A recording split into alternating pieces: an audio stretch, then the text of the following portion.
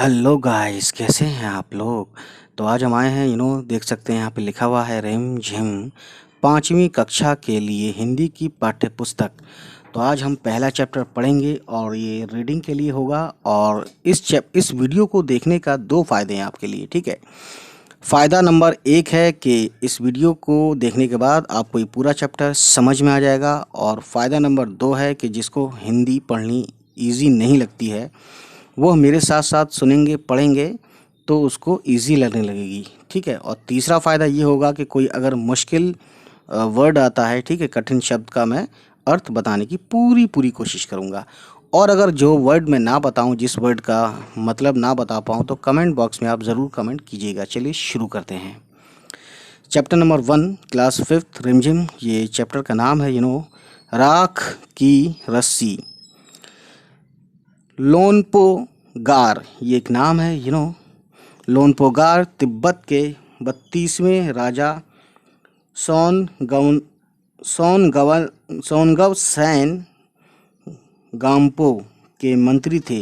तो समझ सकते हैं, थोड़ा सा चाइनीज़ नेम है ये, तो इस तरीके से उनके नाम होते हैं। वे अपनी चालाकी और हाजिर जवाबी के लिए दूर दूर तक मशहूर थे, ठीक है। हाजिर जवाबी बोलते हैं गाइस कि एकदम से जैसे कि कुछ पूछे तो एकदम से ऐसा लगे कि वो उनके पास जवाब पहले से तैयार था, के लिए दूर दूर मशहूर थे। कोई उनके सामने टिकता न था। चैन से ज़िंदगी चल रही थी, मगर जब से उनका बेटा बड़ा हुआ था उनके लिए चिंता का विषय बना हुआ था, ठीक गाइस। यानी कि उनका एक बेटा था और वैसे तो सुकून से थे। जब वो बेटा बड़ा हुआ उनका, जिस मंत्री की हम बात करें जिनका नाम है लोनपो गार, ठीक है, तो जब बड़ा हुआ तो वो उनके लिए चिंता का सबब बन गया, यानी कि उनकी परेशानी की चिंता की वजह बन गया। कारण यह था, अब कारण मतलब बोलते हैं वजह या सबब या रीज़न। कारण यह था कि वह बहुत भोला था, ठीक है। होशियारी उसे छूकर भी नहीं गई थी। यानी वो बड़ा बेवकूफ़ टाइप का था और होशियारी छूकर नहीं गई थी, यानी बिल्कुल भी अकल से उसका पाला नहीं पड़ा था, यानी बेवकूफ़ था वो, ठीक है। लोनपो गार ने सोचा, मेरा बेटा बहुत सीधा सादा है, मेरे बाद इसका कैसे चलेगा, यानी कि कैसे ज़िंदगी गुजरेगी। अब इसको आगे बढ़ाते हैं गाइस। एक दिन लोनपो गार ने अपने बेटे को 100 भेड़ें देते हुए कहा, तुम इन्हें लेकर शहर जाओ, मगर इन्हें मारना या बेचना नहीं, ठीक है। उन्हें वापस लाना 100 जौ के बोरों के साथ। जौ बोलते हैं एक अनाज है, गेहूं की तरह दिखता है, ठीक है। वरना मैं तुम्हें घर में नहीं घुसने दूंगा। इसके बाद उन्होंने बेटे को शहर की तरफ रवाना किया। रवाना करना यानी कि वो वहाँ से चलना शुरू हुआ, ठीक है। लोनपो गार का बेटा शहर पहुँच गया, मगर इतने बोरे जौ खरीदने के लिए उसके पास रुपए ही कहाँ थे। जौ यानी कि वही जो एक अनाज होता है, ठीक है। और 100 बोरे खरीदने थे, यानी 100 बैग्स, ठीक। अब वह इस समस्या पर सोचने विचारने के लिए सड़क किनारे बैठ गया, मगर कोई हल उसकी समझ में ही नहीं आ रहा था। वह बहुत दुखी था, ठीक है। तभी एक लड़की उसके सामने आ खड़ी हुई। क्या बात है, तुम इतने दुखी क्यों हो? लोनपो गार के बेटे ने अपना हाल कह सुनाया। हाल यानी कि अपनी स्थिति, अपनी कंडीशन, ठीक है। इसमें इतना दुखी होने की कोई बात नहीं, मैं इसका हल निकाल देती हूँ।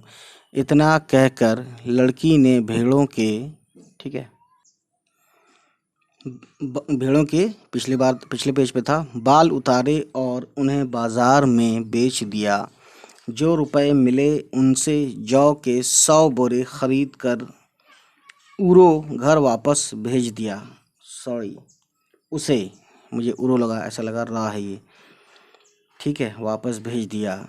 लोनपो गार के बेटे को लगा कि उसके पिता बहुत खुश होंगे, मगर उसकी आपबीती पर उन्होंने, आपबीती यानी कि जो खुद पर गुजरती है, यानी कोई अपने साथ कोई दुर्घटना हो या कोई मामला हो या कोई काम हमने किया हो, ठीक है, तो उसे यानी जो खुद पे गुजरती है, अपने आप पर गुजरती है, या जो भी मामला होता है, ठीक है, पर उन्होंने ध्यान नहीं दिया। वे उठकर कमरे से बाहर चले गए। दूसरे दिन उन्होंने अपने बेटे को बुलाकर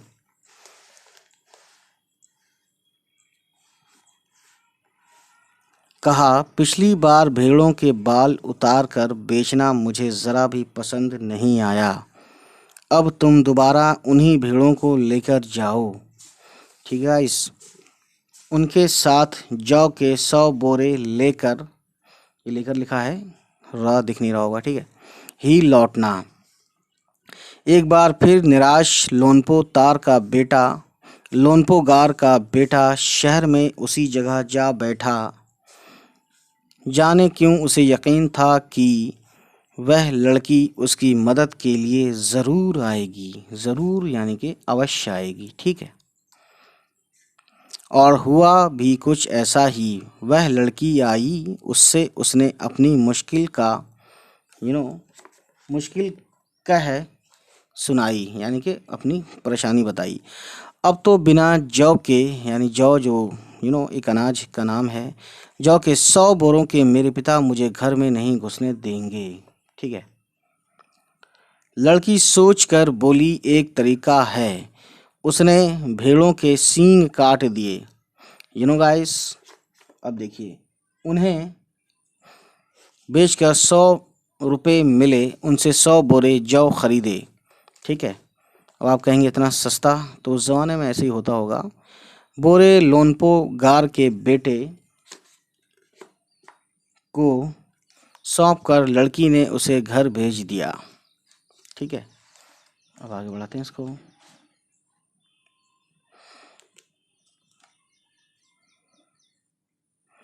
भेड़ें और जौ के बोरे पिता के हवाले करते हुए लोनपो गार का बेटा खुश था, यानी वो खुश था कि मुझे अब कुछ नहीं कहेंगे, डांटेंगे नहीं। उसने विजयी भाव से सारी कहानी कह सुनाई। सुनकर लोनपो गार बोले, ठीक है,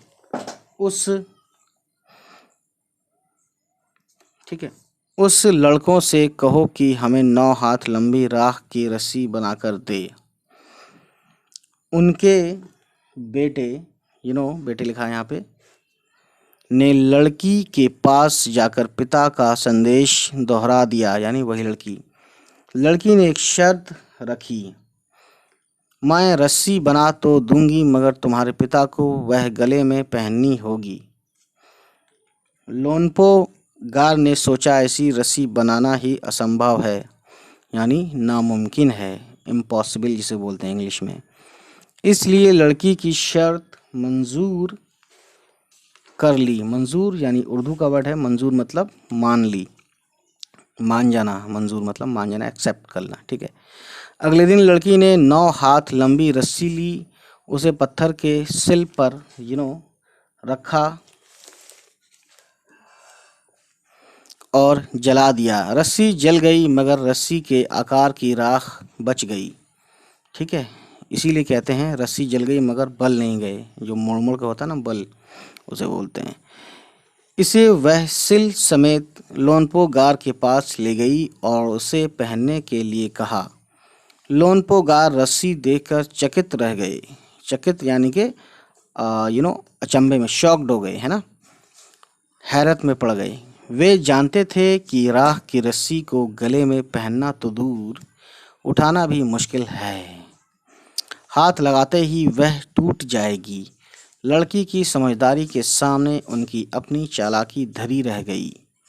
बिना वक्त गंवाए लोनपो गार ने अपने बेटे की शादी का प्रस्ताव, है ना, प्रस्ताव यानी कि प्रपोजल, ठीक है, लड़की के सामने रख दिया। धूमधाम से उन दोनों की शादी हो गई। तो गाइस देख सकते हैं यहाँ पे बहुत ही ज़्यादा अच्छे से ये कहानी काफ़ी इंटरेस्टिंग है। और इसमें एक भेड़ है यहाँ पे छोटी सी वाइट वाइट, और ये सींग है ना, और ये लोनापो, और ये लड़की इसकी मदद कर रही है। तो इस लड़की ने समझ लीजिए कि इसको बहुत ज़्यादा इसकी हेल्प की शहर में। और ये देख सकते हैं ये चाइना में इस तरीके से, यानी तिब्बत अलग वैसे देश है, लेकिन चाइना पता नहीं उसको चाइना ने ऑक्यूपाई कर लिया है। तो बहरहाल अब ये देखेंगे इसमें गाइस, आप बहुत अच्छे से समझ सकते हैं ये चाइना की कहानी है, उसी साइड की, वही कल्चर है वहाँ का, चाइना का, तिब्बत का सेम। चलिए फिर गाइस, उम्मीद करता हूँ ये वीडियो आपको पसंद आई हो, और अगर पसंद आई तो प्लीज़ हमारे चैनल को सब्सक्राइब कीजिए, जिसका नाम है किताबी दौलत। और नेक्स्ट टाइम पहले हम इसका रीडिंग करेंगे, उसके बाद हम इसके क्वेश्चन आंसर्स कराएंगे, ठीक है। चलिए मिलते हैं, बाय बाय, टेक केयर।